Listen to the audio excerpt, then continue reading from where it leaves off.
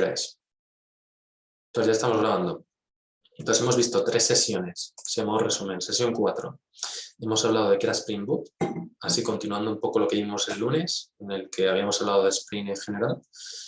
Y pues en Spring Boot hemos visto que al final es descargarse un proyecto, ver los starters, añadir los que necesitemos y ya está. Luego en la segunda sesión estuvimos ya hablando de qué eran los microservicios, cómo crear una API REST, etc. Y hemos empezado a hacer el API REST con una entidad que era libro. Y entonces estuvimos viendo cómo cómo recuperar libros, que eso era lo más básico. Luego recuperar uno en concreto, que eso ya era lo que empezamos a hacer en la última sesión. Y guardar un libro, incluso ver las cabeceras. Entonces ahí sería continuar mejorando esa API, haciéndola un poco más robusta, etc. Entonces comenta Dani, el repositorio que utilizas es una interfaz. ¿Quién implementa los métodos que utilizas? Buena pregunta.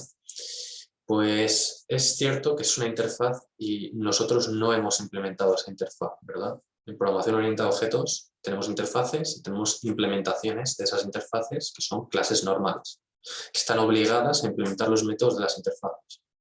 ¿Vale? Pues en este caso es Spring quien está generando un objeto, ¿vale?, de tipo implementación de esa interfaz.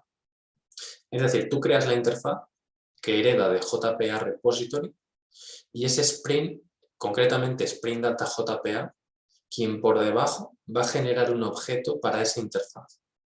¿Cómo? Pues es un poco complejo porque realmente utiliza un mecanismo de proxy por debajo y básicamente si te pones a mirar el código Spring Data por debajo vas a ver que hay por ahí algunos métodos que se encargan de esa implementación utilizando genéricos. Es decir, que valen para cualquier clase que tú le pases, van a ser capaces de implementar CRUD para esa clase que tú le pases. Por eso puedes crear siempre un repositorio para la entidad que quieras y no funciona. Entonces es Spring quien crea ese objeto e implementa esos métodos que utilizamos y ese objeto lo va a inyectar donde tú le digas, que en nuestro caso ha sido en el main y en el repositorio, en el controlador. Fijaros que hemos utilizado el book repository en 2 sitios, en el main y en el controlador. Y en ningún momento yo he creado un objeto book repository, porque además es una interfaz, no puedo crear un objeto. Ni siquiera tengo una clase que implemente esa interfaz.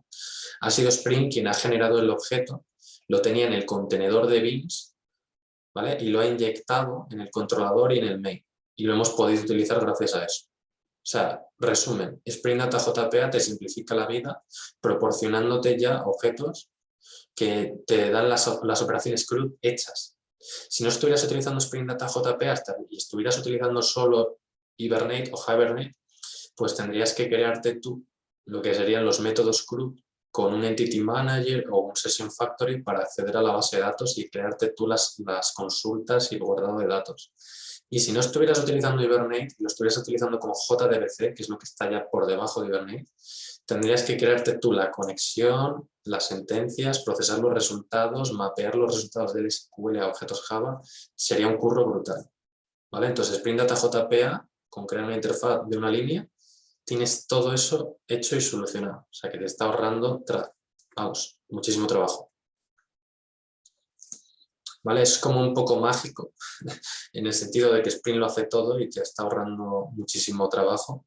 Pero bueno, es interesante entender cómo funciona por debajo. Pregunta Betty, si tengo una base de datos Postgres, ¿sería igual utilizando otra dependencia de Postgres? Efectivamente. Tanto si tenéis Postgres, MariaDB, MySQL, la que sea, tendréis que añadir cambiar el driver de H2 por el de la base de datos que queráis. Lo único que habría que hacer es que en el Application Properties habría que especificar la ruta al MySQL, porque tú en MySQL lo más probable es que tengas seguramente una contraseña. Entonces, claro, Spring tampoco va a saber la contraseña de tu MySQL. Entonces tendrás que ponerle una propiedad ahí en el Application Properties que diga cuál es el usuario y contraseña y la URL, si es que has cambiado el puerto o alguna cosa. ¿Vale? Eso seguramente lo veamos en alguna de las próximas clases. A medida que vayamos avanzando y tal un poco más, pues ya veremos si eso, pues cómo cambiar de base de datos. Podemos poner un MySQL o un PostgreSQL, etc. Luego comenta, en estos casos de usar Hibernate, luego no podrías inyectarlo al controlador. En los casos de usar Hibernate a secas, ¿vale? Es que depende si lo haces con Spring o no. Quiero decir, la inyección de dependencias se hace con Spring. Si tú lo haces con Hibernate Es que depende si utilizas un mecanismo de inyección de dependencias, porque tú puedes estar en Jakarta, o sea, en Java Enterprise Edition sin Spring, y tener un mecanismo de CDI, que es de inyección de dependencias, e inyectar Hibernate, o sea, inyectar un Entity Manager. Es que depende de cómo lo estés haciendo, ¿no? O qué más cosas tengas. En el caso de Hibernate, tú puedes crear el objeto y añadirlo en el controlador, o en el propio constructor del controlador, crear tú mismo el Entity Manager. Normalmente en los proyectos en los que no cargas Hibernate con una...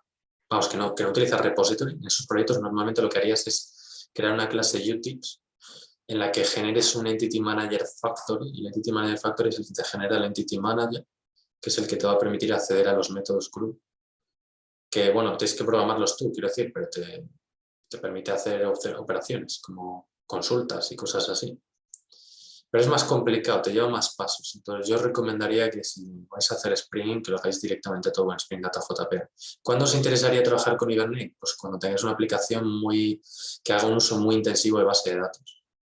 Es decir, que haga un uso brutal de la base de datos, que necesitas optimizarlo al máximo y tienes que hacer tus propias consultas pensando muy bien en la optimización.